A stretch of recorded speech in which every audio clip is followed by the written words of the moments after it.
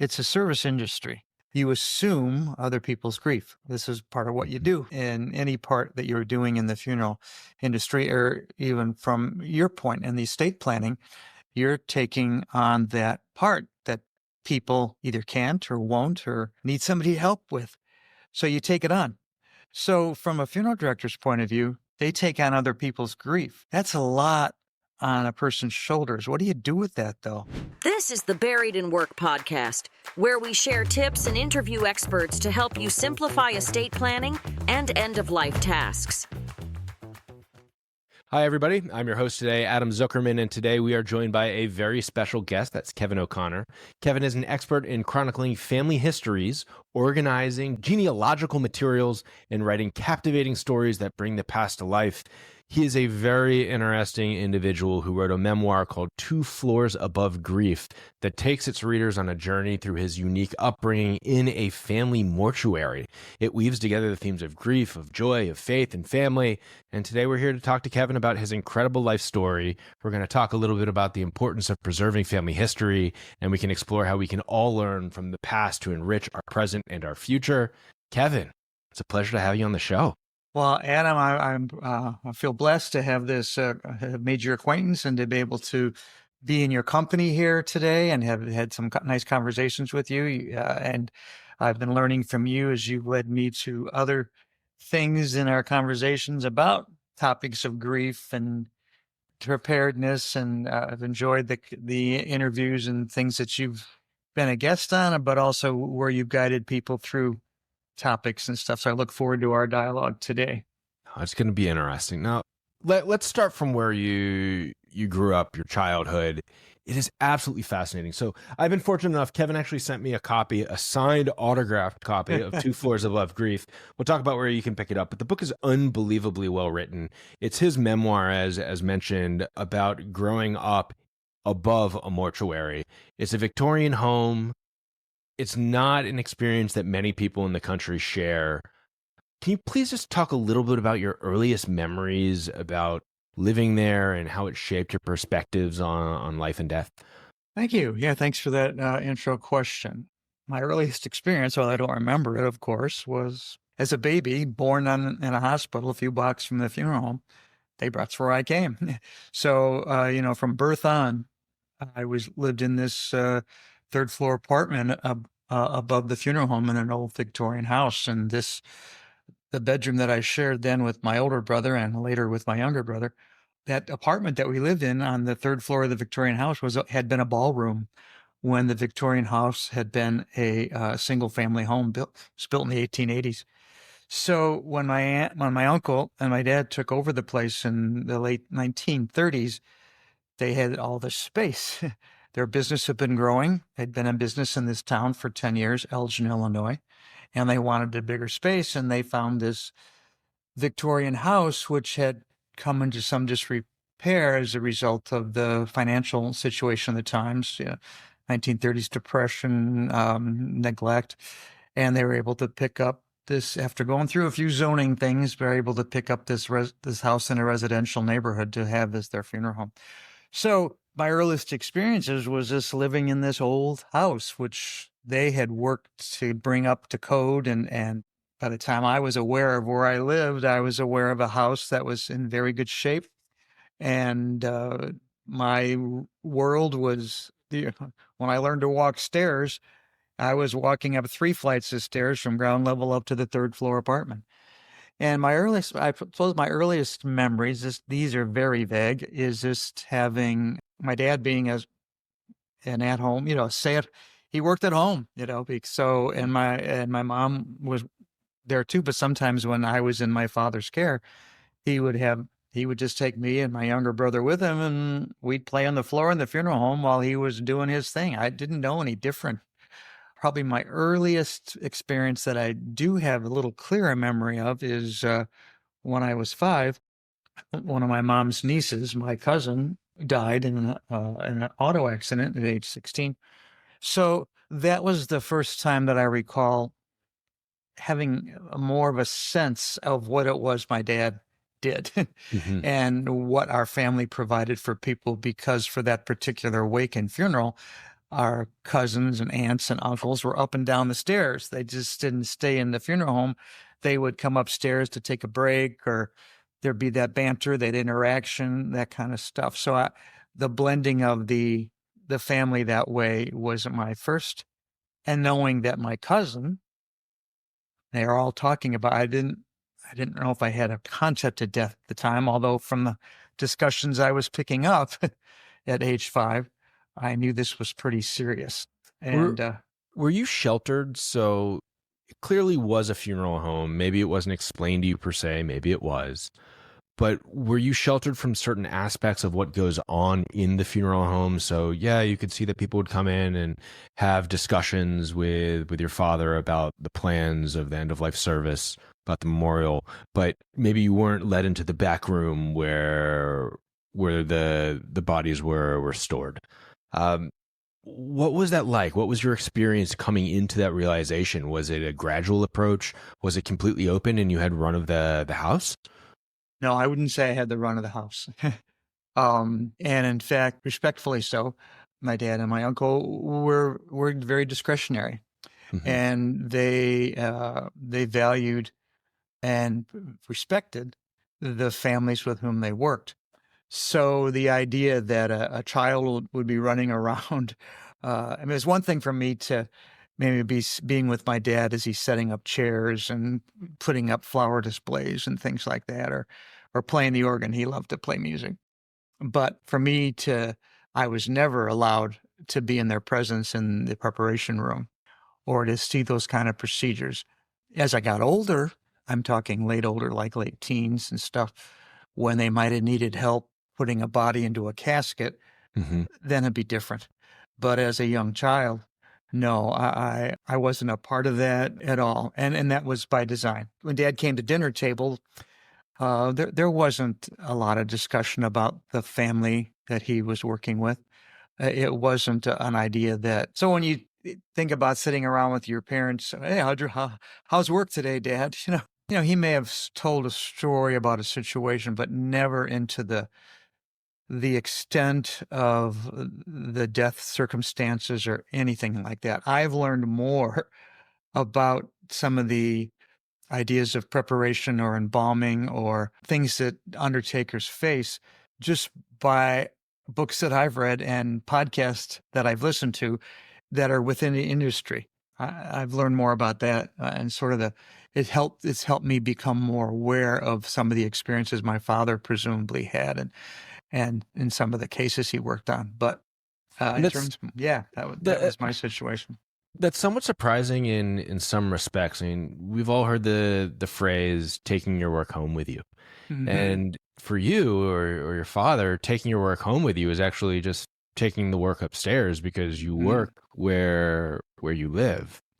Do you think Yes. it was difficult for him to separate that that persona of the downstairs undertaker, funeral director from the upstairs family man, or is that just the life that he grew up in and strive to present in a specific way?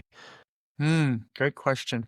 I think he and my uncle in turn, my uncle lived on the second floor, so Hmm. with his wife and 3 daughters, they kept it pretty separate, but still together because on every floor of the house there were telephones. So they could take care of the business by in staying in their own apartments, their own living areas. If and when a phone rang, they didn't have to run all the way to the first floor to answer it. They had extensions. That was what I knew as a kid. Now, whether that happened prior to 1950, I don't know. But as they were able to put wiring in the house and make phone extensions, they could take care of that part of the business, which was essential to the business, answering the phone at that Did you time. ever pick up the phone and listen in on calls when you weren't supposed to? No, it just was, no, I don't recall ever doing that. If they were answering the phone, that's what they do. They answer the Hmm. phone, they make an arrangement. They'll say, hey, when's the time I can meet with you? Or whatever they needed to do at their end. And I might listen to that in the midst of me playing a game on the floor or watching TV or playing with my friends. But it was just that blend of, I, I was never unaware of how my dad worked. and what kind of responsibilities he had. But then it wasn't anything that I was a part of Hmm. in a meeting. And he, if he needed to be more confidential, and when he was at one end of the phone, and he would just pull the phone cord into the another room and close the door. Or he wouldn't even, I don't even remember him ever even saying, go away, Hmm. nothing like that. So he would just carry on his business, in my presence. What about your uncle? Was he in the industry like your father was for quite some time? Were they working together and decided to find this house and open up a new location together, or was it a new endeavor for either? Okay, great question. That's part of the story of the book. How do these two guys get together and do this? There's a 8-year age difference, my dad being the youngest of the two. And when my uncle in 1930 decided that he wanted to do this, the family had lived in Hammond, Indiana, over there by Gary and South Bend and that area of Indiana. That's where they were raised. And my uncle had worked in funeral homes as a high schooler in the 1920s, and got intrigued with the business. And as he was engaged to be married to my aunt, he explained to her that he really wanted his own funeral home business, but there wasn't an opportunity for him in that particular geographic area to do it. So he decided that he would pursue other ways. And a little bit to her, he had to sway her a little bit. But he said, I have this place in Elgin, Illinois, which at that time, pre-interstate, pre all that kind of stuff, was about a 2-hour drive. So a whole new town. And so he moved there. But in the move, and the way my dad and uncle's family was at the time, they needed to make some changes with the other siblings, and with financial situations well, 1930, we're right in the midst of the Depression. My uncle and his new bride took themselves, found a place to rent that they could convert into a funeral home. They brought my grandparents with them to help, and my father, who then was starting his junior year in high school, and my aunt, who was in 8th grade. So they all came. I say in the book, I mean, I wonder how they got there. What kind of caravan did they have? Were they like the Beverly Hillbillies, you know, in their caravan or something? And kid around a little bit about that. So my uncle came, and with his wife and his parents, they converted this old house, not the one we lived in that's portrayed in the book, but a prior one. They converted this place into their business and started as young 20-somethings to get this going in a town they'd never lived in before. And 10 years later, 1939, when my dad got married to my mom, Dad had been through high school. He decided to go to mortuary school himself, and then was helping in the funeral home. So then the two of them assumed this other piece of property and started. So my uncle was the leader and actually the owner of the business. My dad was his employee. So that's how the two brothers worked together and stayed. Well, my dad died in 84. So the business was in existence from 1930 to 1984. And then went through some changes after that, after my dad died. What happened after your father died? Did it get rolled up into another organization, or did it close down? A couple things happened. Interestingly enough, we had my aunt, who I mentioned earlier, who was in 8th grade when they moved in 1930. She ended up dating and meeting and marrying another undertaker from town. So whose funeral home was down the street. So when my dad died in 84, by that time, my uncle had some health issues. My aunt's husband, he took the business on and made it part of his business, and then still kept the name O'Connor, but he and my dad then were business partners. My uncle had decided after the death of his wife and his health issues that he didn't want to be financially involved anymore. Mhm. So they made that arrangement. So after 84, then the business was sold to another individual. And then it was sold to a corporation, and now it's in the hands of an individual again. But so now So we're the same talking. building is still there, Still serving the house, as the a building funeral. you see on the front cover is still Oh. there, still a funeral home. So another 6 years, it'll be 100 years with the name. And the current owner, Tom Leitz, hyphenates the O'Connor in there. But if another 6 years, the business will have been in this town for 100 years. That a town that my uncle in 1930 knew little to nothing about when he moved there, other than he knew there was an opportunity for him there. So You he, move, have you gone back? oh yeah, I have a lot of family back there. So I get back 2 to 3 times a year. And since that the business itself and the building itself and other we're part of the town's history. Mhm. So to go back and do in May, I gave a presentation at the local public library. I've been to some of the history museums in the town. The town helped me launch the book when it came out 18 months ago, and we staged it there in the town. So yeah, I go back, and I've got a lot of family in the area, so I get back 2 or 3 times a year. And for those that are interested in just popping in, because I'm sure that they wouldn't mind, it's about 35 miles northwest of Chicago, just along the Fox River. And as of the 2020 census, there's 115,000 people living there, give or take. Yes, Elgin has grown. In 1950, if you look back, it was probably about 30,000 people. But, like a lot of communities have done over a 90-year span, it's grown quite a bit. So yeah, that's what the current census would be. And Elgin's a pretty thriving community, a suburb of Chicago at the time. So that's what it was like. A lot of people have interesting stories, and I'm sure that many of our listeners have had somebody in their life tell them, you know what, you should write a book. Mm-hmm. But not very many people do. Mm-hmm. And many people who do use ghostwriters, which is interesting. Have you used a ghostwriter on the book and kind of pulling out the secrets? And why did you decide to actually write it? Great question. And yeah, your data is pretty close.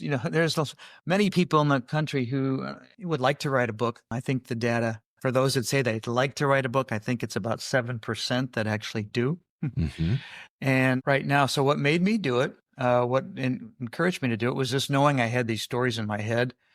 And even though I didn't pursue the funeral home industry, I had the stories there. And with our family, again, when you think about a family in that house of my 3 cousins, my 2 brothers and myself, my mom, my dad, there was 10 of us that lived in that house, and then many, many offspring. So my 3 female cousins and my brothers and I have produced, quite a bit of progeny and quite a few offspring. So those we're about 150 now in number as we get into the greats and stuff. Wow. So when we're together as a family, the stories evolve, and some of my older cousins had experiences at the house, staying there and sleeping there and things like that. So they have their memories that they pass on to their kids. And so part of the motivation to write the book was to tell an authentic story of what it was like, and not to fictionalize it, to make it a memoir. And that was part of the thinking process I had. I wanted to tell the real story, and my initial audience being the people in the family and the people in the town. And the other thing that encouraged me to do it, though, was a collection of letters that had been saved in the family. That's sort of an undercurrent, not sort of, it is an undercurrent of the book itself, is the book makes many references to handwritten, typed letters that were written starting in the 1930s up through the 70s. I have them in notebooks here, about 700 pages of letters that are in sleeves. And so when I had organized those letters about 10, 15 years ago, and because they had been people, and if I had a collection of myself, but then people would say, hey, you take these letters, I don't want them. And pretty soon I had all these letters, and I thought, what am I going to do with these? And as I organized them, and now I'm teaching courses on how to organize family letters, I started to read them again and again. And I thought, God, there's a lot of the characters of my family, even though I thought I knew them. And even though I'd read these letters when I received them in the 1960s and 70s, to read them again revealed the whole character, all their characters. And so that's why I thought, this is how I'm going to put this into my book. And the opportunity came to really pursue it after I retired from my role as an educator in 2020. Mm-hmm. And then I just had time. And I said, you can't put this off anymore, Kev. You got to do it. You got it. You're going to do it. And I went and sought some help. And although I was pretty felt pretty proficient as a writer. Writing a memoir is different, a nonfiction type thing. So I sought help from sources who I still work with. And then that led me to resources to how to get it self-published and how to market it. So that's how it all evolved. So it was just knowing I had these stories in my head, and then knowing I had this richness of authentic, these letters that were rich in content that motivated me to write.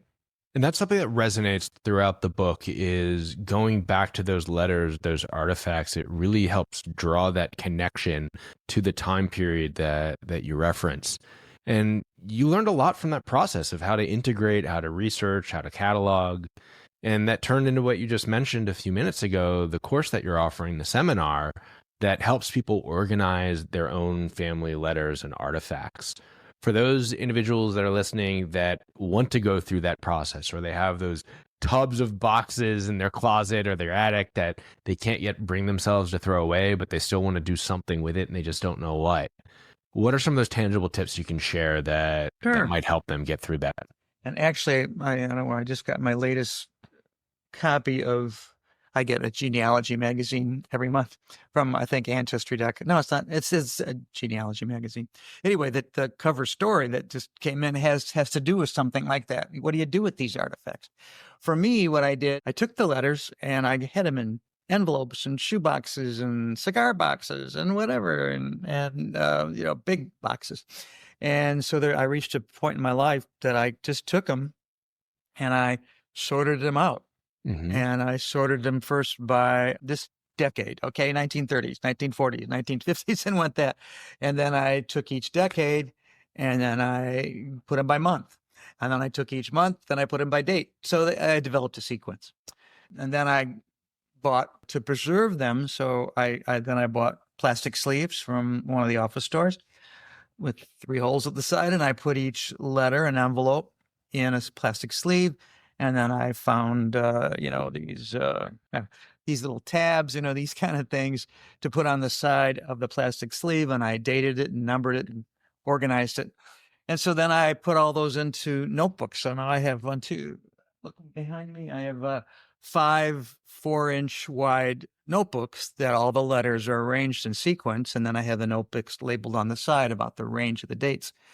So that's how I did it. And then and you had all of this done before you started writing, or is this something that you did while you were organizing? No, the letters were pretty well organized before I started writing. I was doing some moves in my life, and I just thought, like, I just can't take another box of discombobulated letters with me. I've got to make some sense out of these. So as I took these notebooks, and then I was still pursuing my career in education, and I would just move these from place to place, from Illinois to Florida. When I retired in 2020, that's when I thought, okay, now I'm going to figure out a way to use these letters.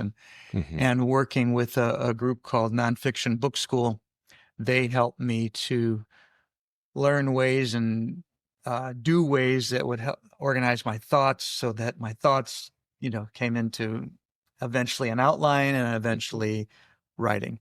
So, and then I would go back. I had the letters all cataloged. So, okay, this is where I'm going to plug this letter in. This is where I'm going to use this one, or this chapter. Hey, I've got this letter. I could build a whole chapter around this one. So, and that's how I did it. Is there a system that listeners can use to organize their information? What do they really need to do to get started? If someone comes to you and say, hey, Kev, I got a problem. I've got these boxes. What do I actually need to do?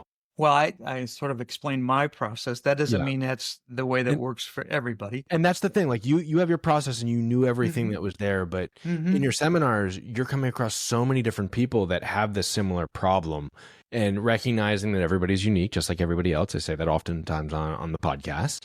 Where would you recommend that people just, this is I just share with what I've done in the few presentations I've given, or when people ask me, or when it comes up, like with folks like you on podcasts like this, I just continue to share what I did. And when I went into education, I became an elementary teacher and elementary principal. And if you're familiar with that world, everything is sequenced in that world, ABCs, 1, 2, 3. Do a decimal if that's Yeah, even still yeah. So, I around. mean, what you do with your kids, with your students, that's how you put things in order, or you arrange things by color, or you arrange things in patterns. And so I just use what I knew as an educator Okay. in the system. And for me to make sense of these letters, I thought the best way for me to do it was to put them in sequence. Understood. Okay. And then, but on the other hand, when one of the opening chapters, I just say, but I chose not to tell this book in sequential order. It's certainly, you can't avoid the sequence. But when I told the book, I didn't want this memoir to be, I was born in 1950, but my dad was born in 1913, and I didn't want that. I just sort of set it up more thematically. And as you can tell from the book, each chapter has a theme or an idea. And then when there's a letter that supports that theme in the first chapter, I get my book. And it doesn't mean that the letters I'm presenting go in sequence. The letters that I'm presenting go according to what the theme is. And for those So that are listening, Kevin just picked up his book, and there are color-coded tabs on the top spine and the side tab. you, So you laugh. Well, thank you, Adam. This is what I do. This is my book I use for presentations. So when so I have different coding systems so that when I've got the book in my hand during a presentation, I know where to turn to get the reference. So that's another thing I've done. But thanks. I laugh. The teacher in me. So for letter organizing, and I had the good fortune to give a presentation on a cruise ship one time about a year and a half ago about organizing letters, and the people that came just said, oh, if I left them with nothing else, it was, oh, I got to go back and do this. I got to go open those boxes, because I think the tendency is when you find them in an attic or a closet or a basement, it's sort of, I think for a lot of people, oh, I'll deal with that later.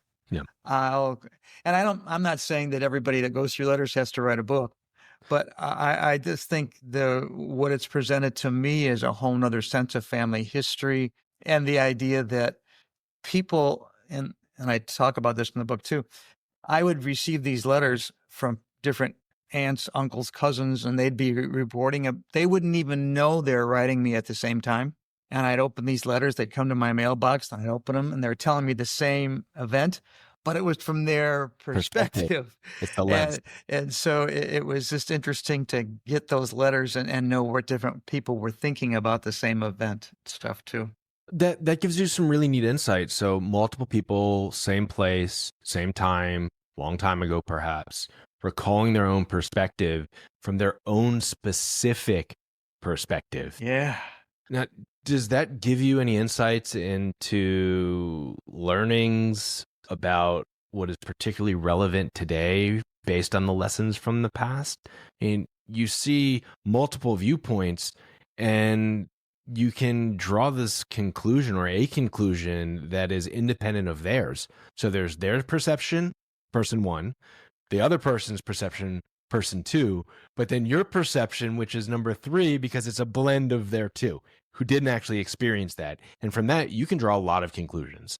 So I guess a different way to phrase that is you talk about lessons learned from previous generations. You've got a really unique perspective now into viewing how things were perceived by different people. Has that impacted how you view today and how you approach life?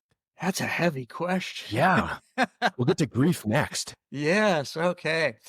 But I think processing what you were saying, and it's one of the things I touch upon in the book, is that my kids are in their 40s. I have a granddaughter that's 5. I have other granddaughter that's 21, 22. I treasure the records that these letters have. I do all my communication, and I'm presuming you do most of your communication too, via a keyboard, via something very instantaneous. That didn't happen in that. And to know, when I think about the emails I write now, and do I save those emails? Well, sure, they're probably in some other land, but I don't print them and put them in a file. Yeah. I have no record of them. So in my own life, I think, I guess part of what, in answer to your question, your comment, is, in some ways, I think what I do now is much more temporary. Mm-hmm. I write an email, I get a response. If I write an email and I send it out or a text message and I think, hey, why didn't they respond yet? It's been 5 minutes. What are they doing? And yet when I get the responses and we have a dialogue, maybe back and forth, text wise or email wise, it just goes someplace. But it doesn't. It's temporary. The letter part, when I look back at these letters, and I'm sure these letters and communications are in a lot of families, there's something that's permanent there. And it's permanent in what the people said and what they did and how they lived. And like I try to do in the book, who was the president then? And what Mm-hmm. was life like when Kennedy died? What was going on as we're doing the convention this week? What was going on at the 1968 convention in Chicago the last time it was there? I've got a whole chapter in there about that. I think that's a big difference. And one of the places that the book has been it's getting some legs is with teens and young adults. Mm-hmm. And when I first wrote the book, I wasn't thinking about that. And even the people that were helping me publish the book, oh, your market's going to be 45-year-old women. I said, okay, I'll market to them. That's fine. But, and it's working, and men as well. Yeah. But the other thing that happens is teens, it's been coming up on Amazon as top seller in teens and young adults. And when I've had the opportunity to talk to some teens and, what do you like about the book? Well, I like the house on the cover because it looks sort of gothic and sort of creepy and sort of old. But also the idea that how did people communicate when they didn't have cell phones? Mm-hmm. How did people communicate when they had in the early days of my phone memories, I had to connect with an operator on the other end, and the operator would tell me, hey, little boy O'Connor, who you trying? I'm trying to call my grandma. Okay, I know how to get her. I'll get her for you. Kids don't have that experience. So Do you think that the method and mechanism of the letters is fundamentally different from today's emails and text messages, not just in the instant nature of it? We can go back and forth very quickly on an email. I write you a letter or an email, and then ding, you get it instantly almost, and then you write something back, and we go back and forth and have that dialogue. It's even faster for doing text messages now with emojis, even faster there. There's so many different ways that we can express ourselves. But with the letters, it's not only that they're physical, so you have that tangible piece of paper that you are probably paying more attention to, but I would imagine that they're actually more thoughtful as well, because they take longer to write. They take longer to type. If you make a mistake, you have to start over. The images of somebody crumpling up the paper and throwing it over their shoulder and doing it again. Because of that, do you think that the actual content of the letters that you are reading are worth more in some way, and not worth in a value of monetary, but worth more in a value of what they contain? Because it takes more effort to do that. Therefore, you would think that they'd be a little bit more impressive in their nature to start from. Oh, wow. Well, I'm thinking as I look at these letters, and I just was delving into them this week to find something. Part of what struck me, to sit down and write a letter, and to find the stationery, and to get a pen that works, and then to put one of the letters that I was reading this week was, I'm going to go mail this. Oh, then there's another PS. Well, I couldn't find a stamp, and I still have it here, and then just that the physical process of writing a letter, and we still can do it. In fact, I took some time on Sunday to write 5 thank you letters, notes to people. Yep. But the physical labor of that, I enjoyed it, but it's certainly different than typing it on a keyboard and pressing send. Yeah. It's the physical labor of I like this stationery better. I'm going to use this. Oh, maybe I'll use this color pen. Where do I put this? How do I put the date up here? Do I want to spell the month out, or put, 8/12/24? Should I put 2024? I mean, those kind of things that I don't think about because the email system's taking care of it for me. Mm-hmm. But the labor of doing that I feel now when I write a letter, and the pleasure I get when I receive a letter from somebody, or a birthday card, those kind of things, I take pleasure in sending them and receiving them. And I don't think I get the same kind of feel Yeah. when I'm elated when I get a text or when I get an email. But it's just something really different. And maybe it's the tactile part of it, hmm or there's just, thank goodness we still communicate with each other and we still have this. For any of the listeners that want to write Kevin an actual letter, send us an email at Buried in Work. We will happily pass along his Well, thank you. actual physical Yeah, address yeah. for you. Sure, sure. No, Yeah. no. So I think this is an interesting discussion because sometimes I think this whole letter aspect of the book is the undercurrent, hmm but our discussion is raising it to a different. I don't want to say level, a different position, I guess. Yeah. And just the talking about it is energizing me. And That's that's your next book idea, right well, there. yeah, well then I'm working on another book now, but I don't have as many letters to use in that book. Although there's plenty of letters I didn't use in the book that could be launching pads. And I think that these notebooks of letters provide a connection to me to people that I may not have, Yeah. with just email. Do you want to take a quick moment to talk about the current projects that you're working on and any future plans that you might want to share? Sure, a couple projects. One project is in learning about marketing a self-published book, which is very challenging. I'm up to the challenge, and I enjoy the process and the business part of it. But one of the things that people tell me, the people I work with in terms of marketing, the way to market one book is to write a second one. So that one book is fine, but you need more books.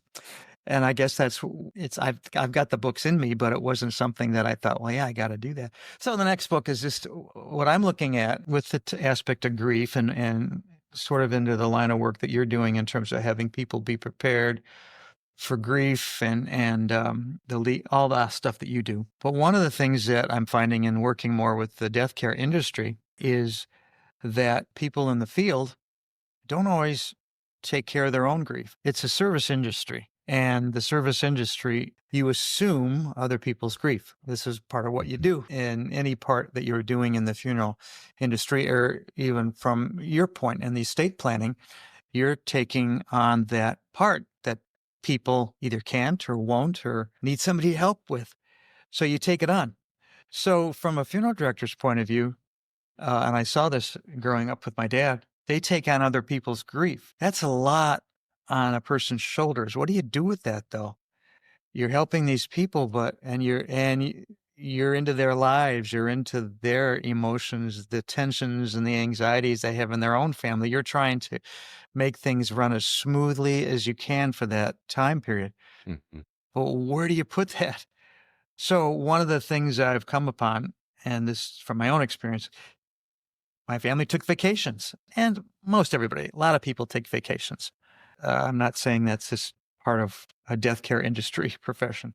So the next book is about some of the trips our family took and what my dad had, how he unwound on those trips and what he insisted upon in our trips that we took to northern Wisconsin or national parks in the 50s and 60s.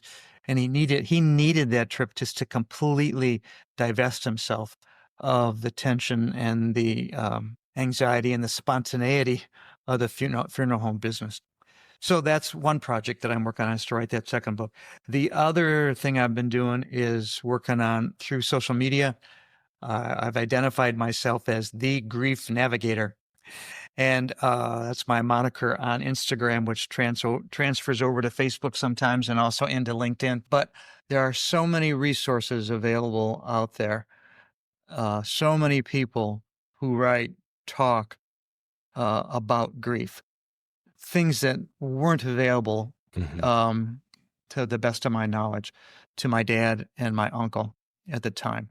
I mean, I know now that those that work in the death care industry, the funeral homes, most funeral homes provide ancillary services to help people look, for counseling, to mental health issues, and to identify grief as mental health. I Mhm. mean, whoever in the 30s and 40s and 50s who even thought about mental health, I mean, not Yeah, the way suck we it do up. today. Yeah. Yeah. Suck it up. Hey, she died. Get on. No, now that whole idea. So there's so much. So as the grief navigator, I don't purport to be a grief counselor or somebody like that. On the other hand, through what I'm doing is every day I post something to Instagram, which transfers over to Facebook. Here's a resource I found for those of you that are looking things. Here's a great quote. Here's where I got it from. They have a super website. Go there. So just to see, where I can direct people. And so that's been one way that I've been channeling from the book. I think my perceptions of grief might be a little different because I grew up in that atmosphere. I'm not immune to it. I certainly experienced it on a lot of aspects of my life. But so the two projects that I'm working on are right in the second book, and pursuing and working on trying to help other people to find their way through grief and to use the resources that are so rich in our environments. Well, sounds like a potential conversation topic for another podcast episode. Yeah, let's do it. Yeah. Let's do it. Kevin, if people want to find you, if they want to pick up Two Floors Above Grief, where do they go? Okay, the one direct way is to take my name, Kevin O'Connor, put the word author with it, KevinO'ConnorAuthor.com. That's my website. And that takes them to and when you get to that website, there's a place to put their name and their email address. That'll connect them with a newsletter that I put out every Tuesday. Mm-hmm. It's been doing every Tuesday. In fact, when I get off here, it is Tuesday. I'm going to be getting the newsletter out. So they can just link up for that, and they'll get something every week that just talks about different aspects of grief or the book. Where on earth is Two Floors Above Grief? And so people that have the book in their hand post a picture of themselves. One person posted a picture of themselves at the Panama Canal. So I just share that kind of stuff and how far a book can travel. Sometimes I write in the newsletter about publishing and self-publishing tips for writers. So there's a variety of things I put in the newsletter. So KevinO'ConnorAuthor.com, O'Connor spelled O-R. And that'll get them the most immediate. The other thing they can do, Two Floors Above Grief, if they want to get a copy, they can just type that into Amazon.com and they can get the paperback, the Kindle, or the audio version of the book. So that way too. That's how they get the book immediately. All right, Kevin, thank you so much for sharing your story, your incredible journey, your insights. We'll keep an eye out for the next book. All right, thanks. And I hopefully on my website, I'll be having some links about how to, where I offer the course about organizing letters. But in the meantime, people can just go to me on the website and contact me if they want immediate help with their letter organization. Sounds good. Have a great day. Hey, thanks, Adam. Thanks a lot. Thanks for listening to another episode of the Buried in Work podcast. Remember, you can save 10% on our estate preparation package and games with code podcast10 at buriedinwork.com.